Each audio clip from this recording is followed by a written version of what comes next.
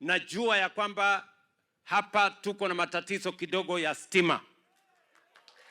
Si ndio? Ni matatizo kidogo ama matatizo kubwa? Nasema ni matatizo makubwa. Sasa sikizeni bwana. Mimi niko na short term solution na niko na long term solution. Short term solution, next week tunawaletea generator ya 3 megawatts kusaidia nyinyi kufanya ile short term solution.